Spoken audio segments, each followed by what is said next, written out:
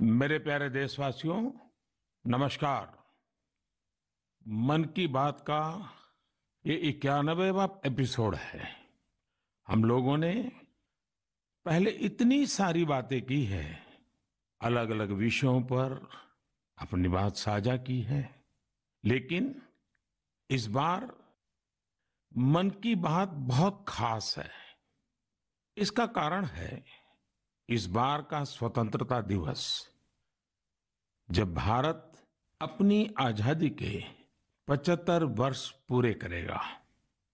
हम सभी बहुत अद्भुत और ऐतिहासिक पल के गवाह बनने जा रहे हैं। ईश्वर ने ये हमें बहुत बड़ा सौभाग्य दिया है। आप भी सोचिए, अगर हम गुलामी के दौर में पैदा हुए होते तो इस दिन की कल्पना हमारे लिए कैसी होती। गुलामी से मुक्ति की वो तड़प, पराधीनता की बेड़ियों से आजादी की वो बेचैनी कितनी बड़ी रही होगी। वो दिन जब हम हर दिन लाखों लाख देशवासियों को आजादी के लिए लड़ते, जूझते, बलिदान देते देख रहे होते। जब हम हर सुबह इस सपने के साथ जग रहे होते कि मेरा हिंदुस्तान कब आजाद होगा। और हो सकता है हमारे जीवन में वो भी दिन आता जब वंदे मातरम और भारत माँ की जय बोलते हुए हम आने वाली पीढ़ियों के लिए अपना जीवन समर्पित कर देते, जवानी खपा देते। साथियों, 31 जुलाई यानी आज ही के दिन हम सभी देशवासी शहीद उधम सिंह जी की शहादत को नमन करते हैं। मैं से अन्य सभी महान क्रांतिकारियों को अपनी विनम्र श्रद्धांजलि अर्पित करता हूं, जिन्होंने देश के लिए अपना सर्वस्व न्योछावर कर दिया। साथियों, मुझे ये देखकर बहुत खुशी होती है कि आजादी का अमृत महोत्सव एक जन आंदोलन का रूप ले रहा है। सभी क्षेत्रों और समाज के हर वर्ग के लोग इससे जुड़े अलग अलग कार्यक्रमों में हिस्सा ले रहे हैं। ऐसे ही एक कार्यक्रम इस महीने की शुरुआत में मेघालय में हुआ। मेघालय के बहादुर योद्धा यू टिरोत सिंह जी की पुण्यतिथि पर लोगों ने उन्हें याद किया। टिरोत सिंह जी ने खासी हिल्स पर नियंत्रण करने और वहां की संस्कृति पर प्रहार करने की अंग्रेजों की साजिश का जमकर विरोध किया था। इस कार्यक्रम में बहुत सारे कलाकारों ने सुंदर प्रस्तुतियां दी, इतिहास को जिंदा कर दिया। इसमें एक कार्निवल का आयोजन भी किया गया, जिसमें मेघालय की महान संस्कृति को बड़े ही खूबसूरत तरीके से दर्शाया गया। अब से कुछ हफ्ते पहले कर्नाटका में अमृता भारती कन्नडार्थी नाम का एक अनूठा अभियान भी चलाया गया। इसमें राज्य की 75 जगहों पर आजादी के अमृत महोत्सव से जुड़े बड़े भव्य कार्यक्रम आयोजित किए गए। इनमें कर्नाटका के महान स्वतंत्रता सेनानियों को याद करने के साथ ही स्थानीय साहित्यिक उपलब्धियों को भी सामने लाने की कोशिश की गई। साथियों, इसी जुलाई में एक बहुत ही रोचक प्रयास हुआ है, जिसका नाम है आजादी की रेलगाड़ी और रेलवे स्टेशन। इस प्रयास का लक्ष्य है कि लोग आजादी की लड़ाई में भारतीय रेल की भूमिका को जानें। देश में अनेक ऐसे रेलवे स्टेशन हैं जो स्वतंत्रता आंदोलन के इतिहास से जुड़े हैं। आप भी इन रेलवे स्टेशनों के बारे में जानकर हैरान होंगे। झारखंड के गोमो जंक्शन को अब आधिकारिक रूप से नेताजी सुभाष चंद्र बोस जंक्शन गोमो के नाम से जाना जाता है। जानते हैं क्यों? दरअसल इसी स्टेशन पर कालका मेल में सवार होकर नेताजी सुभाष ब्रिटिश अफसरों को चकमा देने में सफल रहे थे। आप सभी ने लखनऊ के पास काकोरी रेलवे स्टेशन का नाम भी जरूर सुना होगा। इस स्टेशन के साथ राम प्रसाद बिस्मिल और अशफाक उल्लाह खान जैसे जाबाजों का नाम जुड़ा है। यहाँ ट्रेन से जा रहे अंग्रेजों के खजाने को लूटकर वीर क्रांतिकारियों ने अंग्रेजों को अपनी ताकत का परिचय करा दिया था।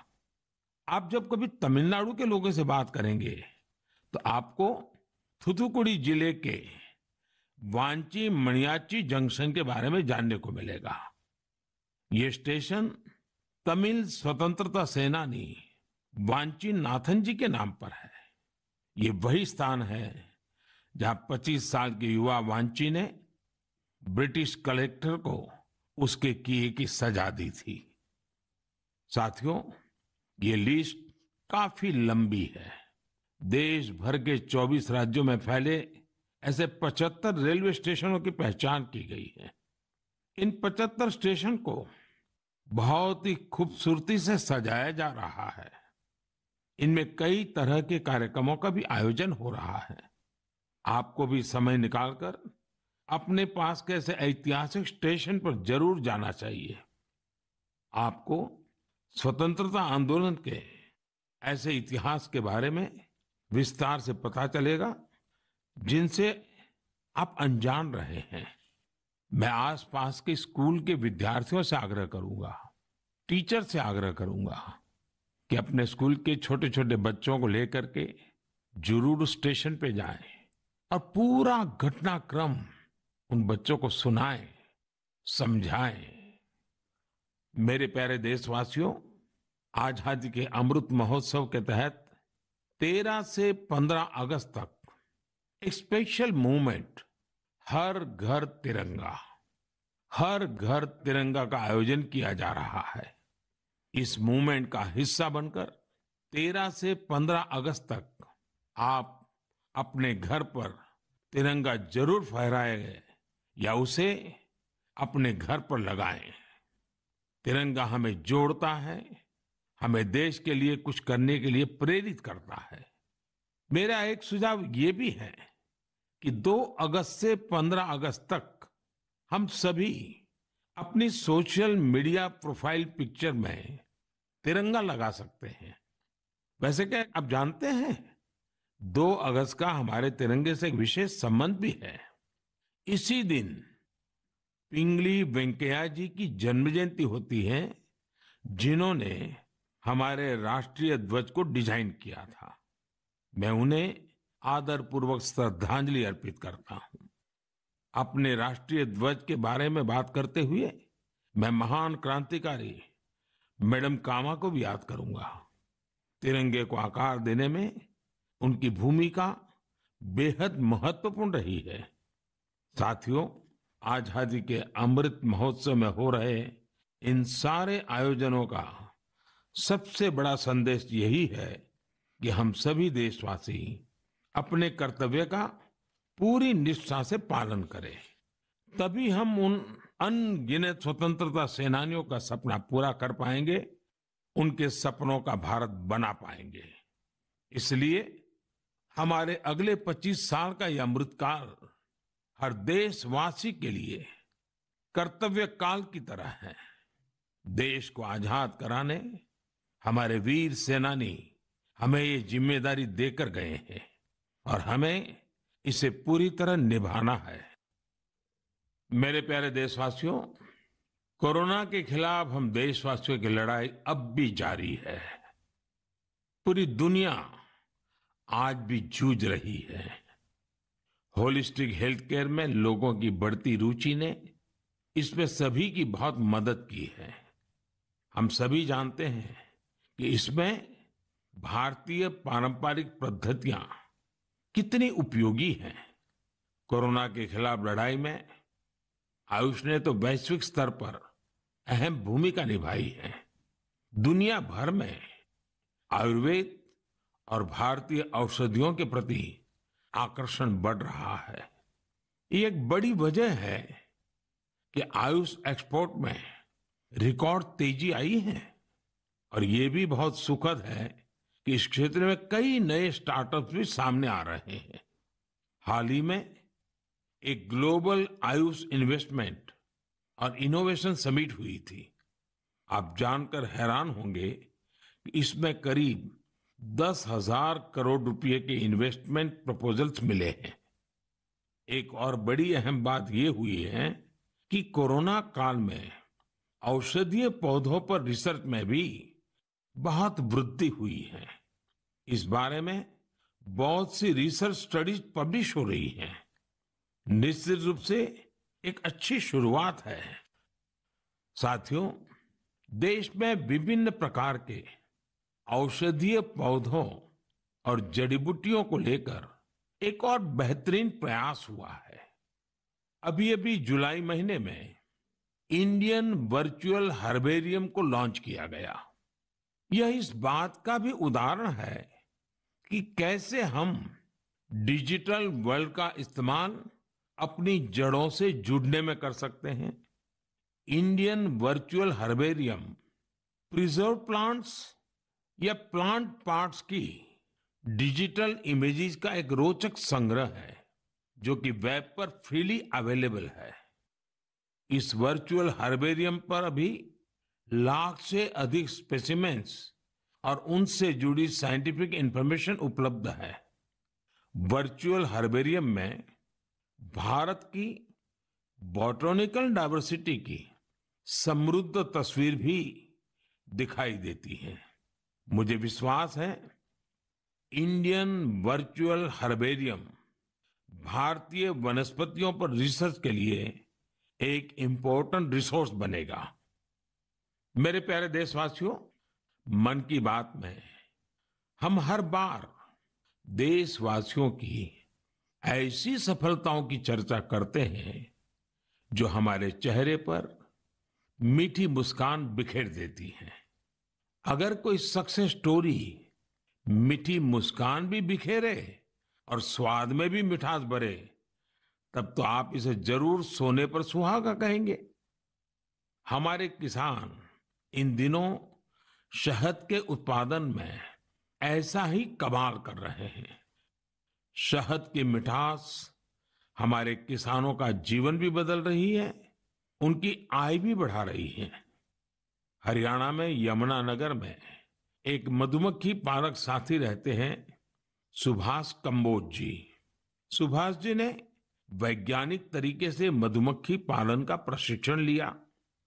इसके बाद उन्होंने केवल 6 बॉक्स के साथ अपना काम शुरू किया था। आज वो करीब 2000 बॉक्सेस में मधुमक्खी पालन कर रहे हैं।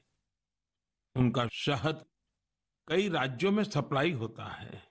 जम्मू के पल्ली गांव में विनोद कुमार जी भी 1500 से ज्यादा कॉलोनियों में मधुमक्खी पालन कर रहे हैं। उन्होंने पिछले साल रानी मक्खी पालन का प्रशिक्षण लिया है। इस काम से वो सालाना 15 से 20 लाख रुपए कमा रहे हैं। कर्नाटका के एक और किसान है मधुकेश्वर हेगड़े जी। मधुकेश्वर जी ने बताया कि उन्होंने भारत सरकार से 50 मधुमक्खी कॉलोनियों के लिए सब्सिडी ली थी। आज उनके पास 800 से ज्यादा कॉलोनियां हैं और वो कई टन शहद बेचते हैं।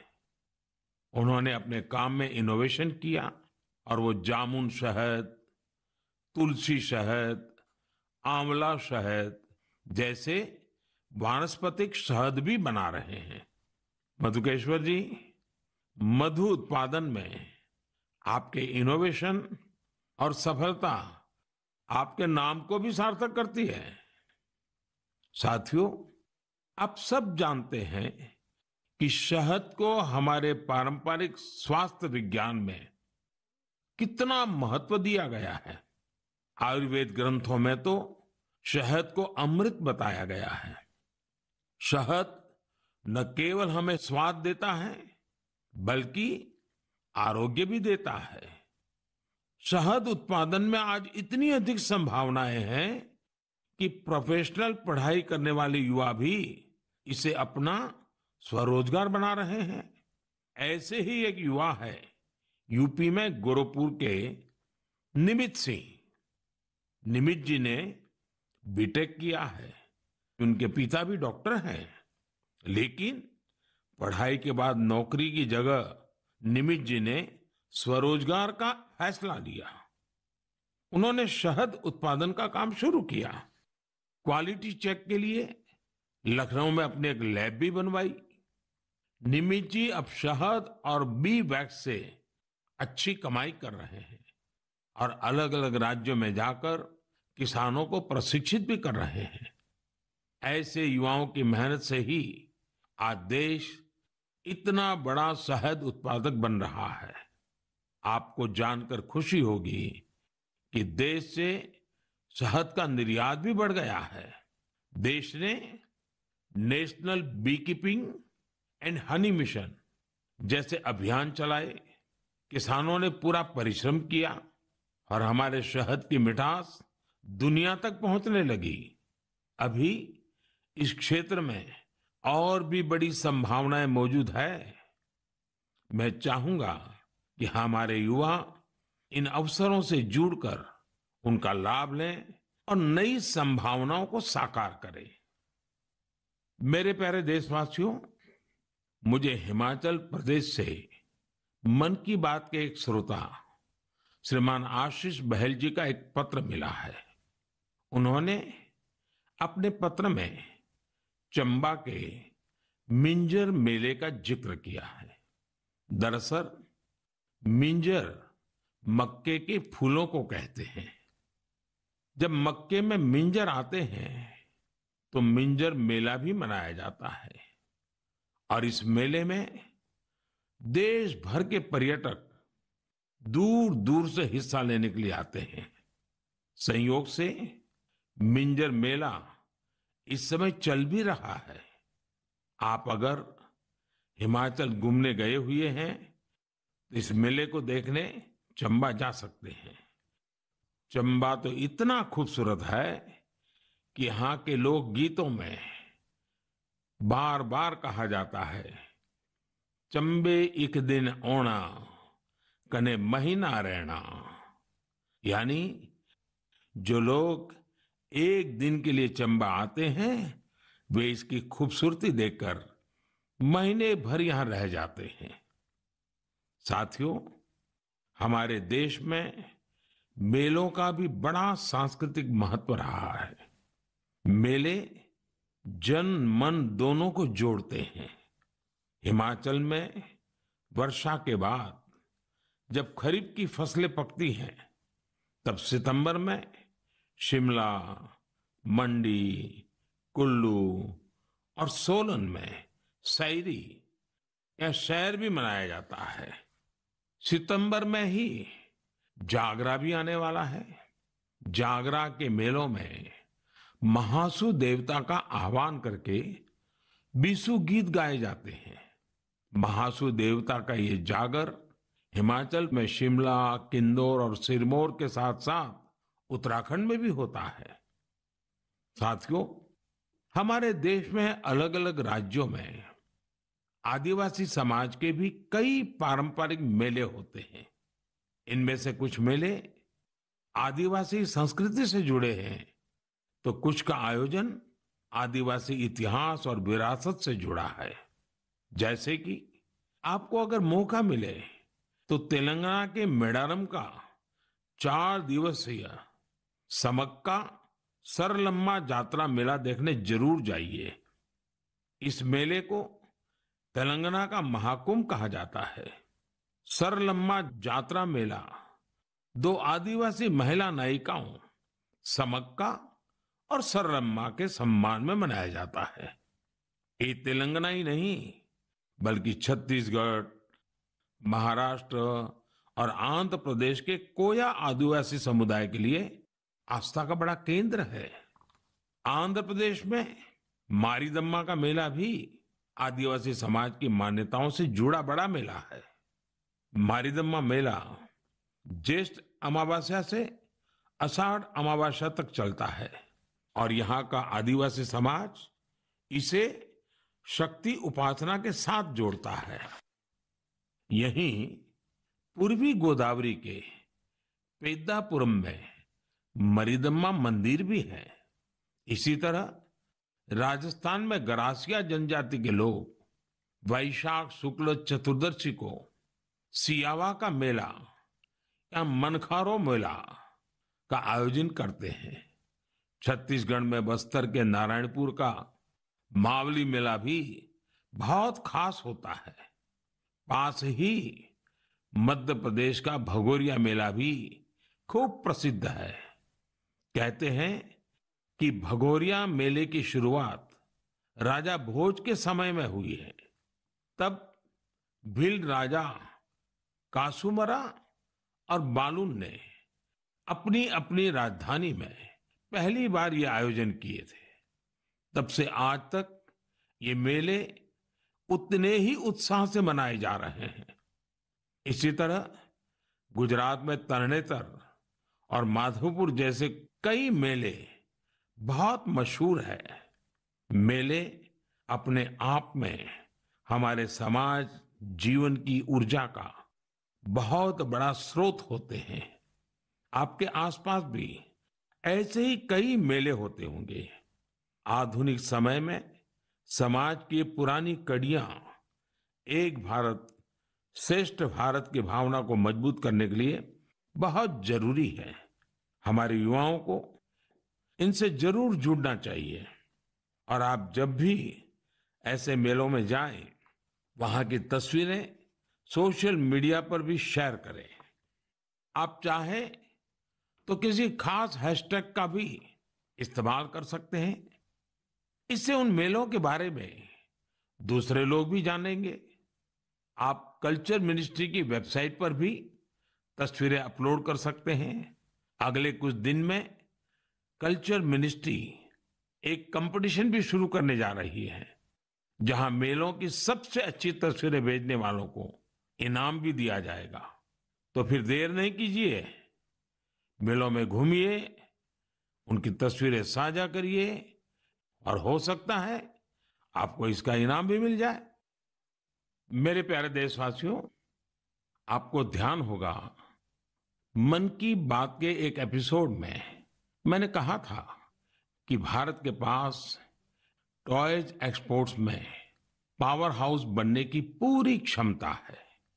मैंने स्पोर्ट्स और गेम्स में भारत की समृद्ध विरासत की खास तौर पर चर्चा की थी। भारत के स्थानीय खिलौने परंपरा और प्रकृति दोनों के अनुरूप होते हैं, इको फ्रेंडली होते हैं। मैं आज आपके साथ भारतीय खिलौनों की सफलता को शेयर करना चाहता हूं। हमारे यंगस्टर्स, स्टार्टअप्स और एंटरप्रेन्योर्स के बूते हमारी टॉय इंडस्ट्री ने जो कर दिखाया है, जो सफलताएं हासिल की है, उसकी किसी ने कल्पना भी नहीं की होगी। आज जब भारतीय खिलौनों की बात होती है तो हर तरफ वोकल फॉर लोकल की ही गूंज सुनाई दे रही है।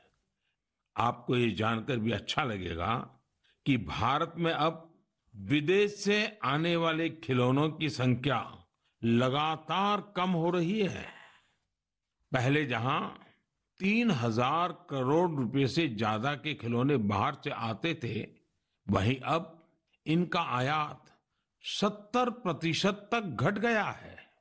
और खुशी की बात यह कि इसी दौरान भारत ने 2,600 करोड़ रुपए से अधिक के खिलौनों को विदेशों में निर्यात किया है, जबकि पहले 300-400 करोड़ रुपए के खिलौने ही भारत से बाहर जाते थे। और आप तो जानते ही हैं कि ये सब कोरोना काल में हुआ है। भारत के टॉय सेक्टर ने खुद को ट्रांसफॉर्म करके दिखा दिया है। इंडियन मैन्युफैक्चरर्स अब इंडियन माइथोलॉजी, हिस्ट्री और कल्चर पर आधारित खिलौने बना रहे हैं। देश में जगह जगह खिलौने के जो क्लस्टर्स हैं, खिलौने बनाने वाले जो छोटे छोटे उद्यमी हैं, उन्हें इसका बहुत लाभ हो रहा है। इन छोटे उद्यमियों के बनाए खिलौने अब दुनिया भर में जा रहे हैं। भारत के खिलौना निर्माता विश्व के प्रमुख ग्लोबल टॉय ब्रांड्स के साथ मिलकर भी काम कर रहे हैं। मुझे ये भी बड़ा अच्छा लगा कि हमारा स्टार्टअप सेक्टर भी खिलौनों की दुनिया पर पूरा ध्यान दे रहा है। वे इस क्षेत्र में कई मजेदार चीजें भी कर रहे हैं। बेंगलुरु में शूमी टॉय नाम का स्टार्टअप इको फ्रेंडली खिलौनों पर फोकस कर रहा है। गुजरात में आर्किडजू company AR based flash cards और एआर बेस्ड स्टोरी बुक्स बना रही है। पुणे की कंपनी फनवेंशन लर्निंग खिलौने और एक्टिविटी पजल्स के जरिए साइंस, टेक्नोलॉजी और मैथ्स में बच्चों की दिलचस्पी बढ़ाने में जुटी है। मैं खिलौनों की दुनिया में शानदार काम कर रहे ऐसे सभी मैन्युफैक्चरर्स को, स्टार्टअप्स को बहुत बहुत बधाई देता हूं। आइए हम सब मिलकर भारतीय खिलौनों को दुनिया भर में और अधिक लोकप्रिय बनाएं। इसके साथ ही मैं अभिभावकों से भी आग्रह करना चाहूंगा कि वे अधिक से अधिक भारतीय खिलौने, पजल्स और गेम्स खरीदें। साथियों, क्लासरूम हो या खेल का मैदान, आज हमारे युवा हर क्षेत्र में देश को गौरवान्वित कर रहे हैं। इसी महीने पीवी सिंधु ने सिंगापुर ओपन का अपना पहला खिताब जीता है। नीरज चोपड़ा ने भी अपने बेहतरीन प्रदर्शन को जारी रखते हुए वर्ल्ड एथलेटिक चैंपियनशिप में देश के लिए सिल्वर मेडल जीता है।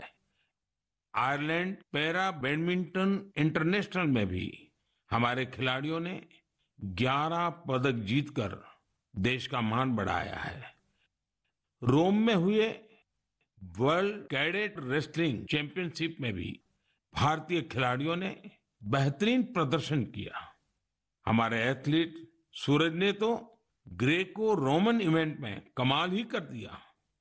उन्होंने 32 साल के लंबे अंतराल के बाद इस इवेंट में रेसलिंग का गोल्ड मेडल जीता है। खिलाड़ियों के लिए तो यह पूरा महीना ही एक्शन से भरपूर रहा है। चेन्नई में 44वें चेस ओलंपियाड की मेजबानी करना भी भारत के लिए बड़े ही सम्मान की बात है। 28 जुलाई को ही इस टूर्नामेंट का शुभारंभ हुआ है और मुझे इसकी ओपनिंग सेरेमनी में शामिल होने का सौभाग्य मिला। उसी दिन यूके में कॉमनवेल्थ गेम्स की भी शुरुआत हुई। युवा जोश से भरा भारतीय दल वहां देश को रिप्रेजेंट कर रहा है। मैं सभी खिलाड़ियों और एथलीट्स को देशवासियों की ओर से शुभकामनाएं देता हूं। मुझे इस बात की भी खुशी है कि Bharat FIFA under 17 women's world cup उसकी भी मेजबानी करने जा रहा है। यह टूर्नामेंट अक्टूबर के आसपास होगा, जो खेलों के प्रति देश की बेटियों का उत्साह बढ़ाएगा। साथियों, कुछ दिन पहले ही देश भर में 10वीं और 12वीं कक्षा के परिणाम भी घोषित हुए हैं।